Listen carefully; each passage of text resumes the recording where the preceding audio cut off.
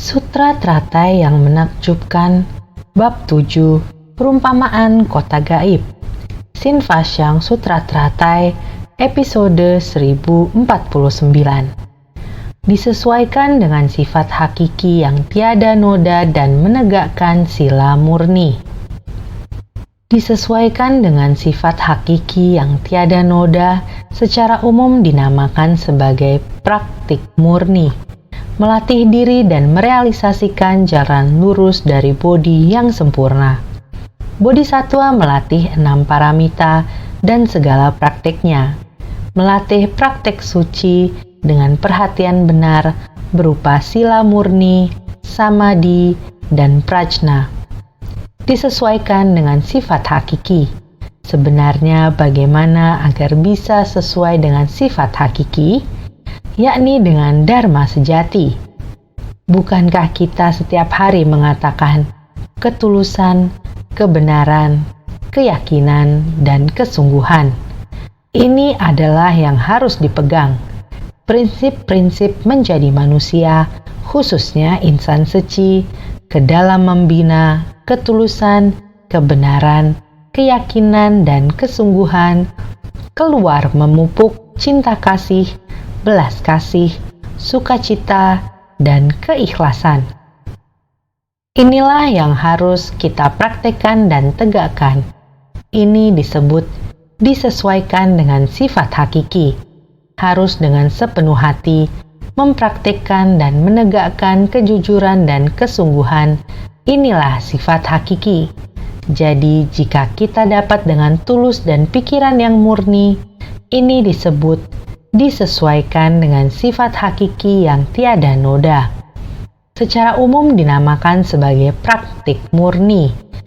Jika pikiran kita tidak ternoda, maka praktik kita akan seperti praktik para raja Dewa Brahma, sila tertinggi, tidak ternoda oleh kebodohan dunia. Ini dinamakan praktik murni. Saat yang bersamaan juga menegakkan kebijaksanaan tertinggi. Harus membina jalinan jodoh baik dan menegakkan sila, agar pikiran kita tidak ternoda. Inilah sifat hakiki dari semua orang. Sifat hakiki yang murni, harus melatih dan menegakkan. Ini dinamakan praktek murni.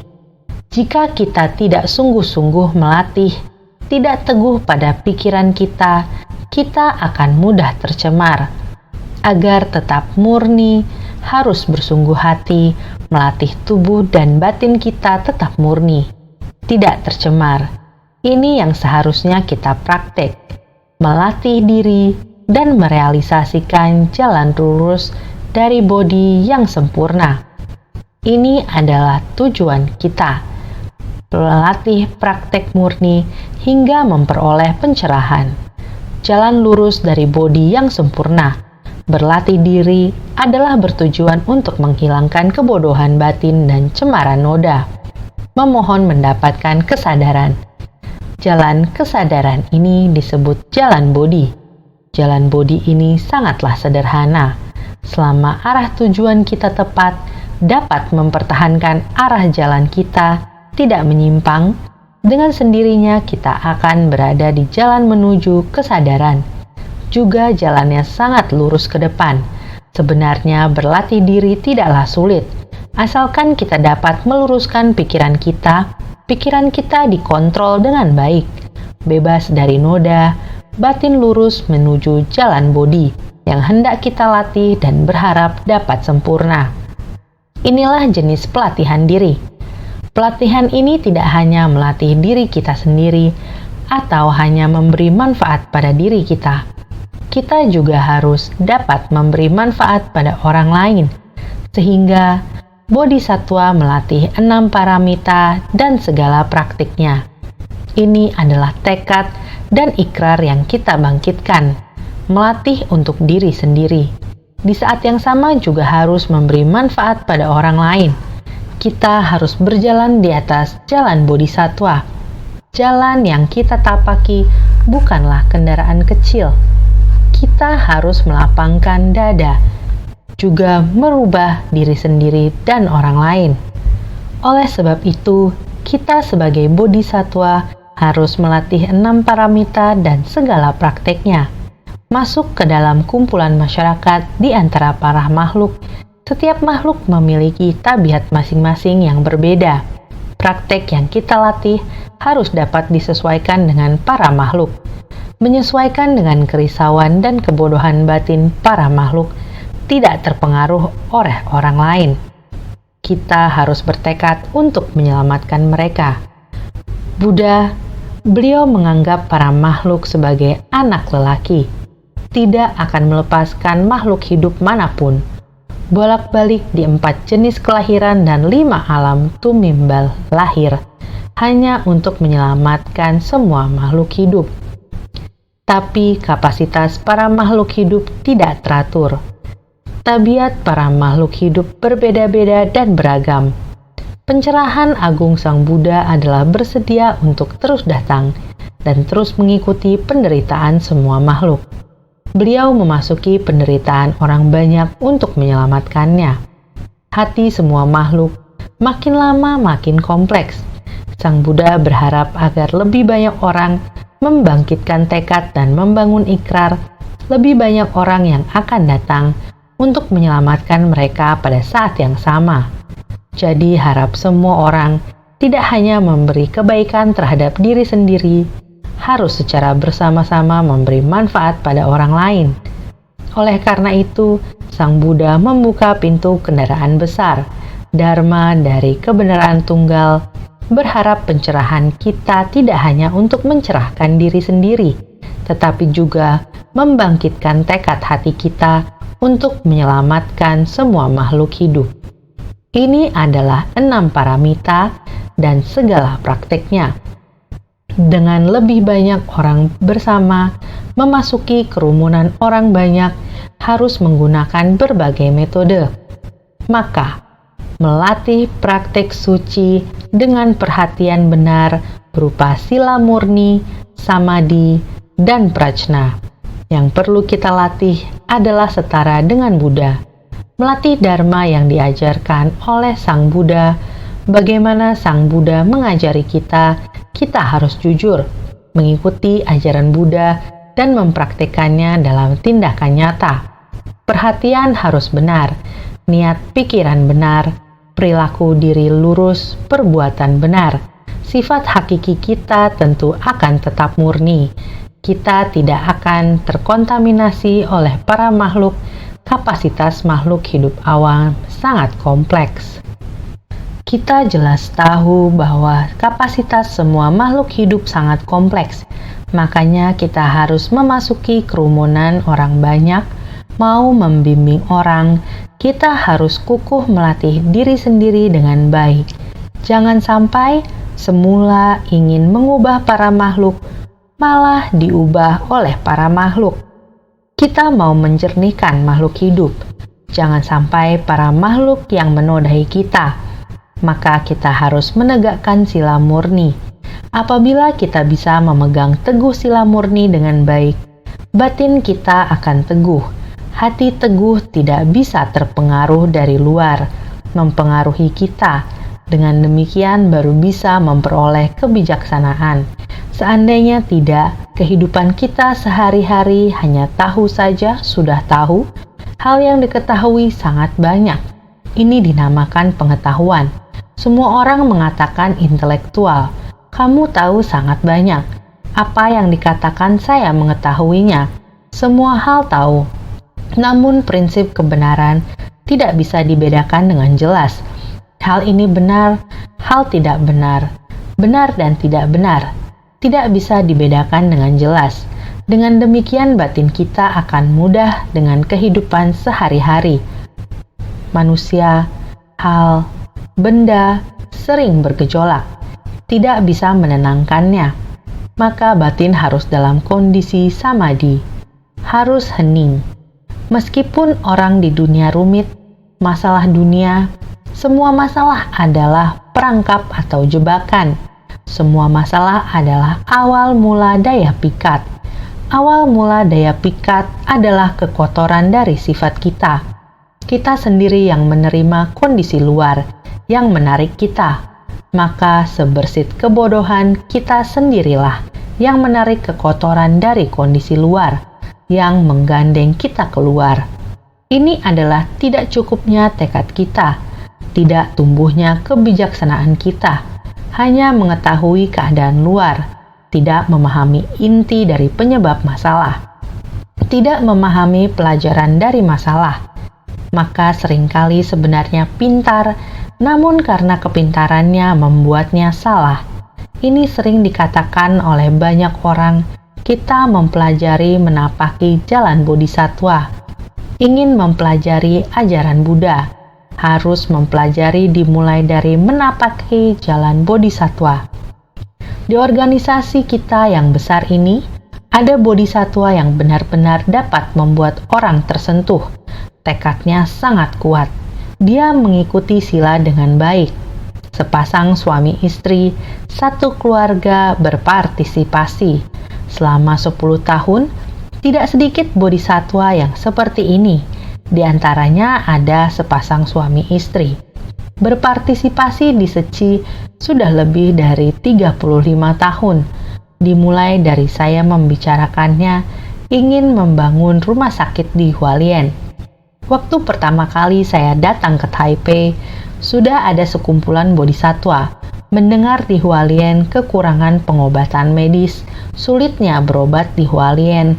Mereka mengetahui pembangunan rumah sakit di Hualien itu harus dilakukan.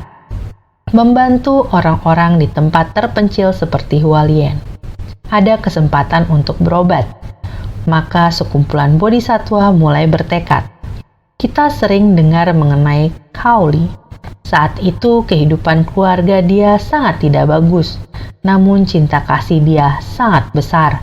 Dengan niat yang tulus dan teguh, dia tidak terhalang dengan kondisi keluarga dan tetap bekerja Seci.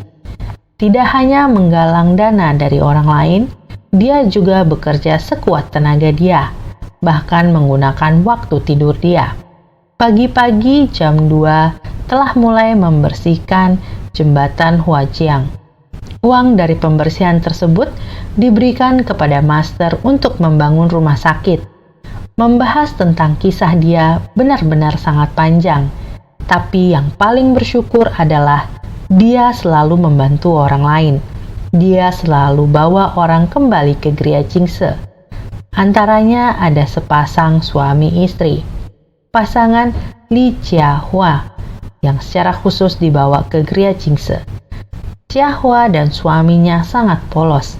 Saat di Gria, melihat kehidupan di Gria begitu sederhana, mereka paham bahwa master mau bangun rumah sakit. Mereka berikrar akan mendukung. Pasangan suami istri bersatu hati dengan membangun tekad. Saat ini suami Jiahua, Lao Tingxing, dia masih bekerja.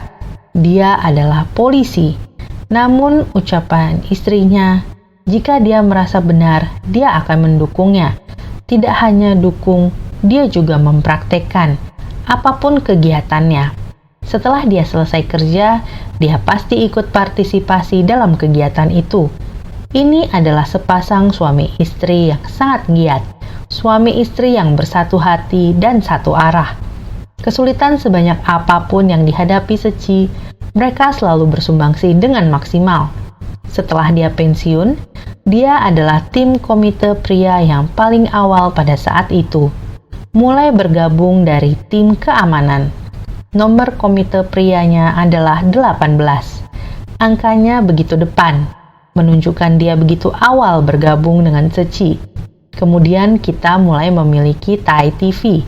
Pada saat itu membutuhkan divisi 3-in-1 atau misi budaya humanis, membutuhkan relawan untuk syuting. Dia juga bergabung di dalamnya, bergabung dalam syuting. Pikirkanlah, apapun yang dilakukan Seci, dia juga sudah sangat awal bergabung dengan Seci dan menjadi komite.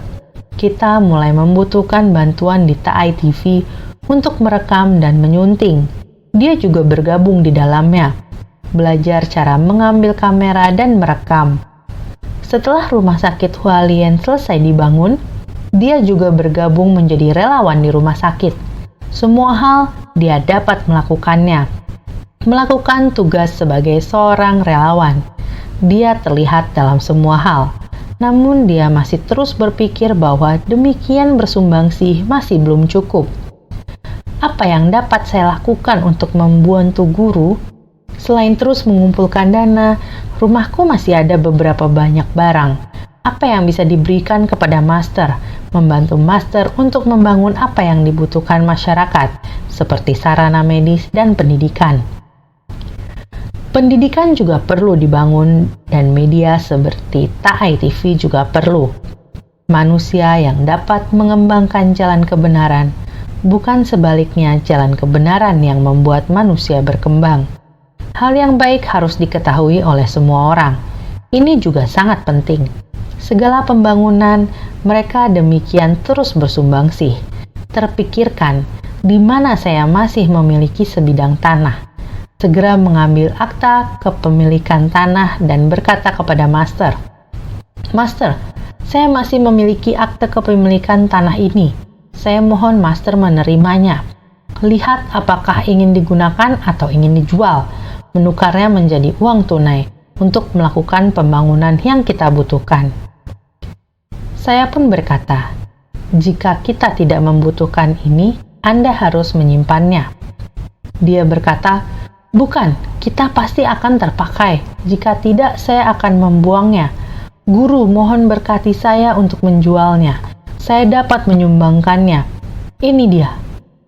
Tanah itu dijual satu persatu.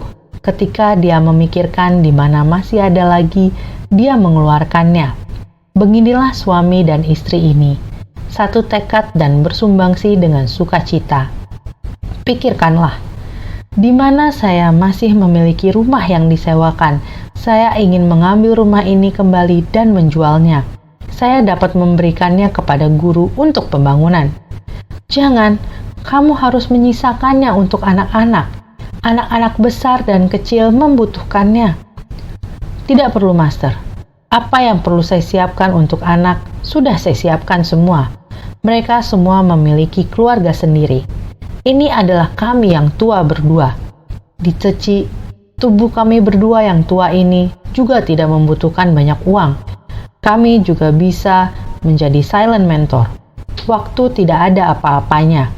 Jadi saya harus memanfaatkan waktu. Lakukan sebanyak yang bisa saya lakukan. Yang benar sekuat tenaga terus dilakukan. Sudah seperti ini selama lebih dari 30 tahun setiap hari. Tidak pernah mendengar mereka memiliki kerisauan dalam batin. Tidak pernah berkata hal yang tidak pasti. Tidak pernah mendengar mereka memiliki kegelapan batin. Tidak ada hal-hal yang rumit. Setiap kali saya memikirkan hati lapang niat murni, saya akan terpikir pasangan suami istri ini. Selama lebih dari 35 tahun, tidak ada sedikit pun pikiran yang bercabang dan kerisauan. Beberapa hari yang lalu, membawa seseorang untuk berdana rongtong komite kehormatan. Saat beliau melihat master, dia menangis terus. "Kamu kenapa?" "Saya sangat tidak rela terhadap master, karena saya sangat mencintai master. Mendengar master dikatain begitu oleh orang lain, setelah saya mendengarnya, saya merasa tidak rela, hingga saya sudah mau depresi." Lalu saya menepuk dia sekali. "Murid yang polos, kenapa kamu begitu?" Kita bertanya pada diri sendiri. Kalau kita sendiri tidak berbuat kesalahan, satu orang berbicara desas-desus, semua orang meneruskannya sebagai kebenaran. Zaman sekarang memang begitu, tidak ada kejelasan. Mengapa kamu mau terkait oleh itu? Lalu beliau tertawa. "Iya ya, mengapa saya terikat oleh hal-hal yang tidak jelas ini? Kalau begitu, saya sudah tenang." Lihatlah, hanya kali ini melihat dia terjaring oleh jaring kegelapan batin dalam masyarakat. Dan dia terjaring karena dia tidak rela terhadap master, tidak rela karena Ceci telah berkontribusi begitu banyak untuk masyarakat. Hanya kali ini saya melihat dia seperti ini. Demi masyarakat, maka dia menjadi begitu risau. Jika tidak pernah melihat dia memiliki kerisauan. Seluruh keluarga adalah komite kehormatan. dan lagi semua barangnya. Dia sekarang mengatakan demikian. Saya terus berpikir di rumah saya apalagi yang ada. Ini adalah sepasang suami istri ini. Suami sudah 90 tahun. Jika ulang tahun lagi sudah di atas 90 tahun. Tubuh masih sehat. Dalam kegiatan masih terlihat dia membusungkan dada. Tidak pernah absen bersama para seceng dan barisan komite. Inilah sepasang suami istri ini. Bodhisatwa hidup di dunia. Kisah mereka sudah sangat panjang. Anak perempuan mereka juga sudah bergabung. Seluruh anggota keluarga sudah menjadi insan suci. Singkat kata, Bodhisatwa melatih 6 paramita dan segala prakteknya. Mereka melatih praktek suci dengan perhatian besar, sangat tulus. Dharma Buddha sudah diresap dalam batin mereka. Praktik nyata dengan perhatian benar, pandangan benar, pikiran benar, dan daya upaya benar. Jalan mulia beruas 8. Semua yang dilakukan adalah hal yang benar. Tidak ada yang tidak mampu dilakukannya. 7 faktor pencerahan juga sudah dijalankannya.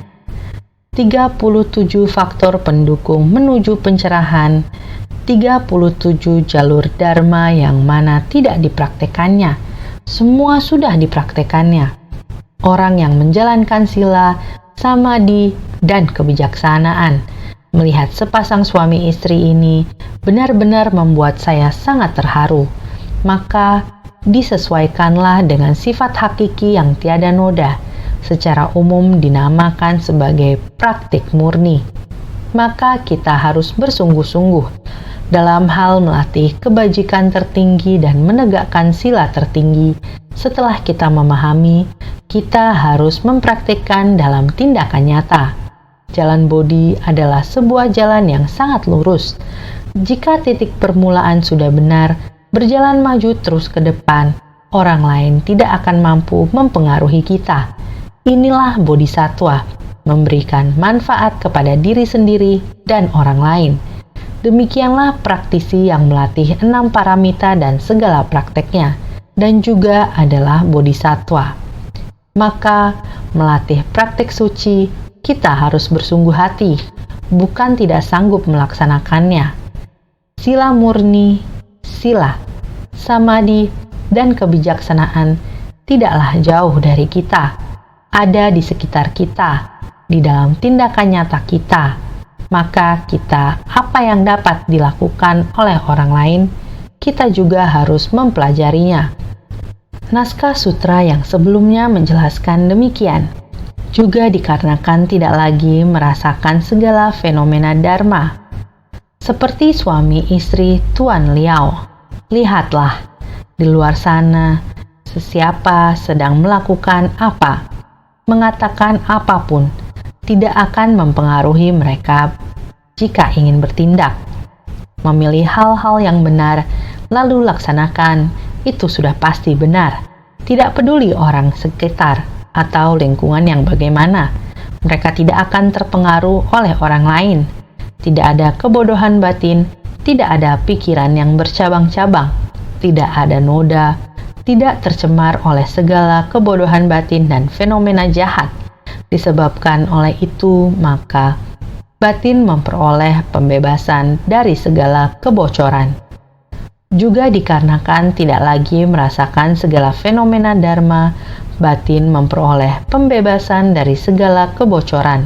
Sejak itu hingga setelahnya, kumpulan Sravaka menjadi tidak terhingga, tidak terbatas, dan tidak terhitung. Sutra Teratai Bab 7, Bab Perumpamaan Kota Gaib. Tidak ada lagi kebocoran. Setelah kebocorannya telah habis, batinnya akan memperoleh pembebasan dan tidak akan ternoda. Jadi, sejak itu hingga setelahnya, kumpulan Sravaka menjadi tak terhingga, tak terbatas. Bila dengan mendengarkan Dharma, kita bisa menghapuskan segala kerisauan dan kebocoran, batin kita akan memperoleh pembebasan dengan menerima suara Dharma. Segala Dharma yang diperoleh adalah pencapaian.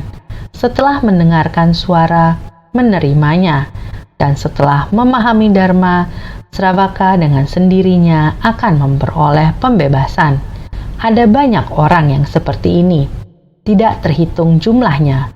Ketika Buddha Mahabhishna Shanabibu membabarkan Dharma dan memutar roda Dharma, pada ketika itu 16 orang pangeran semua meninggalkan kehidupan berkeluarga semasa masih kanak-kanak dan menjadi sramanera. Mereka memiliki kapasitas yang tajam dan kebijaksanaan yang mampu memahami dengan jelas. Sutra Teratai Bab 7, Bab Perumpamaan Kota Gaib. Mereka telah melatih diri untuk jangka waktu yang panjang, barulah bisa mencapai batin yang begitu murni dan akar yang murni. Semuanya memiliki kapasitas yang tajam. Kalau 6 akar indranya tidak murni, 6 objek indera eksternal akan mudah menggodanya. Akar mereka murni, sehingga tidak ternoda oleh 6 objek indera eksternal. Jadi akarnya sangat murni. Murni artinya kapasitasnya tajam, sama seperti cermin yang dilap dengan bersih. Ketika ada gunung, gunung akan terpantulkan. Ketika ada air, air akan terpantulkan. Mereka dapat memahami segala fenomena di dunia, memahami segala hal dan prinsip dengan tuntas. Ini yang disebut dengan kebijaksanaan. Kebijaksanaan akan membawa pemahaman, dan mereka tidak memiliki halangan. Naskah sutra selanjutnya menyebutkan, mereka telah memberikan persembahan kepada miliaran koti Buddha, menjalankan praktek murni secara murni, dan mencari Anuttara Samyak Sambodhi.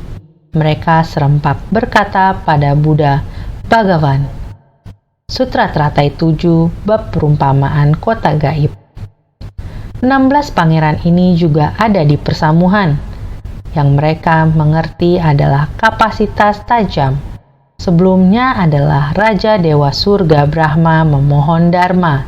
Di saat ini adalah 16 pangeran yang memohon Dharma.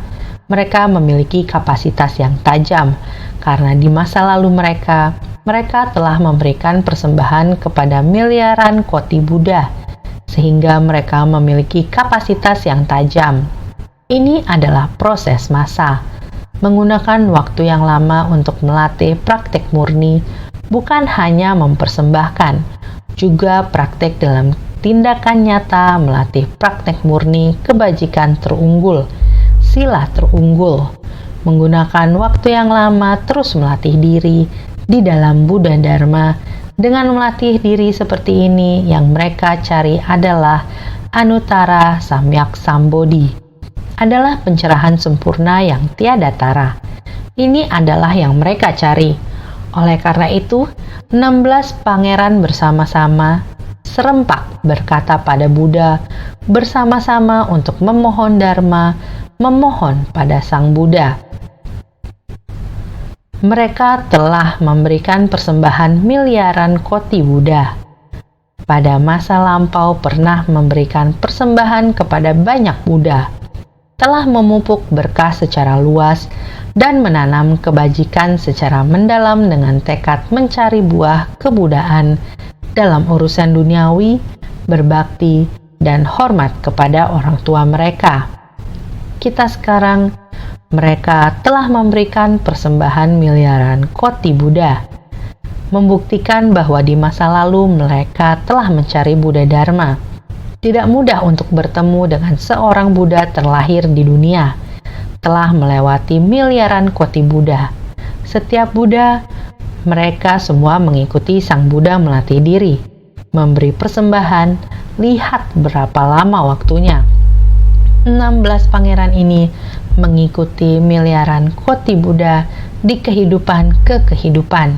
Dengan pelatihan diri seperti ini, memberi persembahan seperti ini, sehingga banyak Buddha yang perlu dipersembahkan. Sangat banyak Buddha yang perlu dipersembahkan. Telah memupuk berkah secara luas. Memberi persembahan adalah menciptakan berkah pada orang banyak. Menggunakan apa untuk memberi persembahan pada Sang Buddha adalah menciptakan berkah pada banyak orang, menanam berkah dan kebajikan, melatih berkah dan kebajikan, melatih berkah, melatih kebajikan. Ini disebut telah memupuk berkah secara luas, menanam kebajikan secara mendalam, menanam kebajikan secara mendalam. Sering berkata seperti ini, kita harus menabur benih dari satu tumbuh menjadi tak terhingga. Artinya adalah menyelamatkan para makhluk, menyerap Buddha Dharma, menjalin jodoh baik secara luas dalam Buddha Dharma, menciptakan berkah di tengah orang banyak, keluar memupuk berkah ke dalam memupuk kebajikan. Jadi dinamakan telah memupuk berkah secara luas dan menanam kebajikan secara mendalam dengan tekad mencari buah kebudaan. Membina diri seperti ini dari kehidupan ke kehidupan, bukan hanya membina diri demi diri sendiri hendak memohon mendapatkan pencerahan saja. Sebenarnya sebagai seorang manusia, dari semua kebajikan, berbakti kepada orang tua merupakan kebajikan yang paling utama. Bukan hanya memberi persembahan kepada Buddha, juga berbuat hal-hal yang baik, juga harus berbakti kepada orang tua. Dari semua kebajikan, berbakti pada orang tua merupakan kebajikan yang paling utama. Kita harus tahu, dulu di zaman Confucius juga secara khusus membicarakan bagaimana berbakti pada orang tua dengan sungguh-sungguh. Ada satu kali, Gio bertanya tentang berbakti. Gio adalah satu dari 72 orang bijak Confucius. Pada suatu hari, murid ini bertanya pada Confucius, berkata seperti ini, "Berbakti, sebenarnya berbakti itu apa?" Confucius kemudian menjawabnya seperti ini, mengatakan, "Berbakti, semua orang mengatakan bisa merawat orang tua. Dengan demikian dinamakan berbakti. Apakah benar? Anjing dan kuda semua bisa dirawat tanpa hormat. Apa bedanya?" Confucius menjawab seperti ini, Berbakti kepada orang tua, semua orang mungkin merawat orang tua. Namun apakah ini disebut berbakti? Kita juga memberi makan anjing dan kuda. Hanya dengan memberi makan yang cukup, inilah hanyalah merawat hewan-hewan tersebut agar perutnya kenyang maka dipelihara. Namun merawat orang tua, apakah hanya membuat perut mereka kenyang saja? Tidak lapar saja sudah cukup? Tidak, harus ada bakti, harus patuh. Dengan demikian baru disebut berbakti.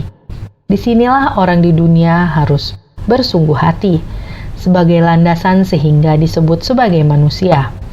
Jadi Sang Buddha mengajar dan membimbing para makhluk ingin mengajarkan kita menyempurnakan karakter kita sebagai manusia harus melaksanakan hal ini. Semua orang lahir dari orang tua harus berterima kasih kepada orang tua. Budi luhur orang tua, kita harus berbakti. Jadi harus ada 4 budi luhur. Budi luhur orang tua, budi luhur makhluk hidup, budi luhur para guru, budi luhur para bumi dan langit. Ini adalah 4 budi luhur, sehingga dikatakan budi orang tua adalah sangat besar. Kita harus tahu bagaimana memberi persembahan. Bagaikan memberi persembahan kepada Buddha hidup. Jadi apa yang kita lihat dalam kitab suci Buddha sering melihat tentang memberi persembahan. Memberi persembahan tidak hanya memberikan persembahan kepada Buddha. Yang dimaksud dengan memberi persembahan adalah memberi diri kita sendiri. Kita harus membalas cinta kasih orang tua dengan rasa syukur dan hormat. Ini adalah berbakti. Untuk orang umumnya, kita harus memiliki cinta kasih welas asih. Apa yang mereka butuhkan, kita pergi untuk bersumbangsi. Kita juga harus dengan hati yang penuh hormat, karena setiap orang setara dengan Buddha. Hati Buddha dan hati makhluk tiada beda, yang telah mencapai kebudaan, yang akan mencapai kebudaan. Di tengah banyak orang, siapakah yang memiliki kesempatan mencapai kebudaan? Ini berarti kita terhadap setiap orang harus memiliki hati untuk memberikan persembahan. Jadi memberi persembahan 16 pangeran ini, kehidupan demi kehidupan, telah memberikan persembahan secara universal. Di persamuhan para Buddha mempelajari Dharma, menanam berkah secara luas. Dalam waktu yang panjang, kehidupan demi kehidupan terus menciptakan berkah, terus memupuk kebijaksanaan di tengah orang banyak. Oleh karena itu, kebijakan ini sangat mendalam. Semua yang dilakukan apakah demi orang banyak, demi keluarga, semua yang dilakukan adalah bersumbangsi dengan setulus hati. Memberi persembahan adalah memberi diri kita sendiri, terus-menerus bersumbangsi. Berpuluh-puluh juta koti tempat para Buddha, demikianlah terus-menerus bersumbangsi, menjalin jodoh baik dan mempraktikkan perbuatan baik. Jadi, menjalankan praktek murni secara murni adalah dengan batin murni melatih praktik murni. Dengan batin yang paling murni, tidak terpengaruh dan tidak ternoda oleh perselisihan antar sesama di sekitarnya, karena telah membangkitkan tekad, satu hati, satu tekad untuk bersumbangsi. Hanya dengan melakukannya, seperti pasangan suami istri yang baru dibicarakan, tidak ada perselisihan antar sesama di tengah orang banyak. Membangkitkan tekad dan hanya melakukannya. Ini memupuk batin murni, melatih praktik murni. Menjalankan praktek murni secara murni, dengan batin murni melatih praktek murni. Brahma artinya murni. Ajaran untuk menghapus nafsu birahi dinamakan praktek murni. Adalah ajaran yang dipraktekkan di alam surga Brahma. Dengan melatih praktek murni dapat terlahir di alam surga Brahma. Brahma adalah murni tidak tercemar. Ajaran untuk menghapus nafsu birahi, maka bila kita hendak melatih diri, lebih baik menggunakan hati anak yang polos untuk memulai melatih diri, ataupun dari hati yang murni sebelum mempunyai keluarga harus bangkitkan hati ini. Ini dinamakan menghapus nafsu birahi. Murni, batin yang murni. Ini disebut ajaran. Ajaran ini praktik yang sama sekali murni, memutus tuntas nafsu birahi. Menjalankan praktik adalah ajaran yang dipraktekkan di alam surga Brahma. Alam surga Brahma. Dulu pernah kita katakan, ajaran yang mereka praktekkan adalah kebajikan terunggul. Sila terunggul adalah praktek yang dijalankan alam surga Brahma. Mereka bisa melampaui alam nafsu pada dunia yang ada materi. Batin mereka demikian murni. Menjalankan praktek murni akan lahir di alam surga Brahma. Dengan batin yang sangat murni membina diri, bersumbangsi sehingga praktek murni bodhisattva tidak ternoda oleh kemelekatan terhadap dua kecenderungan pada kekosongan atau keberadaan, dinamakan murni. Dengan batin murni ini menerapkan kewelas asihan untuk memberikan kebahagiaan dan mencabut penderitaan pada para makhluk. Makanya dinamakan praktek murni. Praktek murni tidak terlepas dari dunia. Alam surga Brahma yang baru dikatakan itu, dia terlepas dari dunia. Lahir di alam surga Brahma, menikmati berkah surgawi. Akan tetapi orang yang ingin membangkitkan tekad agung, dia tidak akan melepaskan dunia. Ini yang disebut bodhisattva. Bodhisattva muncul dikarenakan ada makhluk yang menderita. Pada makhluk hidup yang banyak sekali, energi keruh yang parah, tetapi praktek yang akan dijalankan bodhisattva tidak ternoda oleh kemelekatan terhadap dua kecenderungan, pada kekosongan atau keberadaan. Tidak cenderung pada kekosongan, walaupun berada pada kekotoran, dia telah melatih segalanya tanpa ternoda. Segalanya adalah kosong, tetapi dalam kekosongan terdapat keberadaan yang menakjubkan, sehingga pada dunia keberadaan ini dia tidak ternoda. Akan tetapi pada dunia keberadaan ini, dia menyadarkan dan menuntun para makhluk tidak terpengaruh oleh para makhluk. Ini adalah tidak ternoda oleh kemelekatan terhadap dua kecenderungan pada kekosongan atau keberadaan. Demikian melatih diri di tengah orang banyak, menciptakan berkah di tengah orang banyak. Ini yang disebut murni. Walaupun demikian ternoda, yang akan kita bina harus kosong segalanya, tetapi dia tidak melekat pada kekosongan semua. Dia masih tidak rela pada makhluk yang menderita, masih mau bersumbangsi, tetapi tidak terpengaruh oleh dunia yang semuanya ternoda. Maka ini adalah tidak ternoda oleh kemelekatan terhadap dua kecenderungan pada kekosongan atau keberadaan. Ini yang disebut murni. Murni, dengan batin murni ini menerapkan kewelas asihan untuk memberikan kebahagiaan.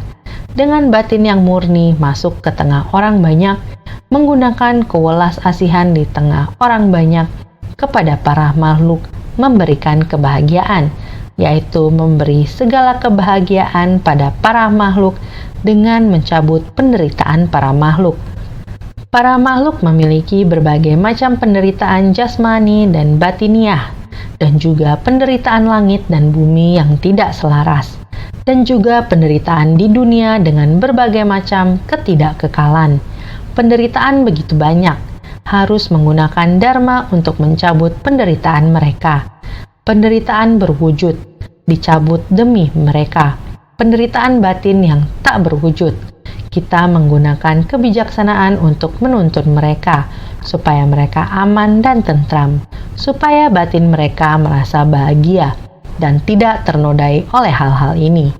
Ini dinamakan praktek murni, sehingga mencari Anuttara Samyak Sambodhi mereka dalam waktu yang lama datang dan pergi di antara orang banyak, tidak melekat pada kekosongan dan keberadaan, tidak mencintai tetapi terus ada pada lahan pelatihan diri miliaran koti Buddha, datang dan pergi dengan pelatihan diri demikian. 16 pangeran adalah demikian. Apa yang mereka harapkan? Hanya berharap Anuttara Samyak Sambodhi. Mereka memberi persembahan pada Buddha dan melatih diri, akar kebajikan secara mendalam. Hanya dengan tekad mencari bodhi, dapat mencapai pencerahan sempurna yang tiada tara. Mencari Anuttara Samyak Sambodhi, memberi persembahan pada Buddha dan melatih diri, menanamkan akar kebajikan secara mendalam dengan tekad mencari bodhi dan mencapai penerangan sempurna, yaitu Anuttara Samyak Sambodhi. Juga dinamakan kebijaksanaan Buddha, diterjemahkan sebagai pencerahan sempurna yang tiada tara, benar-benar setara. Kebijaksanaan tiada tara yang menyadari dan melindungi segala kebenaran sejati. Anuttara Samyak Sambodhi dinamakan kebijaksanaan Buddha, diterjemahkan sebagai pencerahan sempurna yang tiada tara, adalah kesetaraan sesungguhnya. Kebijaksanaan tiada tara yang menyadari dan melindungi segala kebenaran sejati. Kita harus memahami segalanya adalah setara, sehingga sering dikatakan kita harus melatih pandangan welas asih yang setara. Welas asih yang setara, kita jangan memiliki ketamakan, kebencian, kebodohan, keangkuhan, dan keraguan. Semuanya ini harus dihapus sepenuhnya di tengah masyarakat dengan murni dan jernih. Ini baru merupakan pencerahan sempurna yang tiada tara. Telah memahami segala prinsip kebenaran merupakan kebijaksanaan yang tiada tara. Ini dinamakan Anuttara Samyak Sambodhi. 16 pangeran dengan hati yang terhormat meminta pengajaran dari Sang Buddha untuk memohon dharma. Sebenarnya menggunakan hati apa? 16 pangeran bersama-sama memohon dharma sehingga semua orang harus bersungguh hati. Kita bukan hanya mempelajari ajaran Buddha. 16 pangeran ini telah mencapai kebudaan, sehingga kita juga demikian, belajar dari 16 pangeran. Sebenarnya mereka menggunakan batin bagaimana dalam waktu yang lama. Dari zaman Buddha Mahavijnana Bibu sampai pada Buddha Sakyamuni. Proses 16 pangeran ini sebenarnya bagaimana mereka melatih diri, melatih kebijaksanaan. Kita harus bersungguh hati memahami tentu perlu lebih bersungguh hati.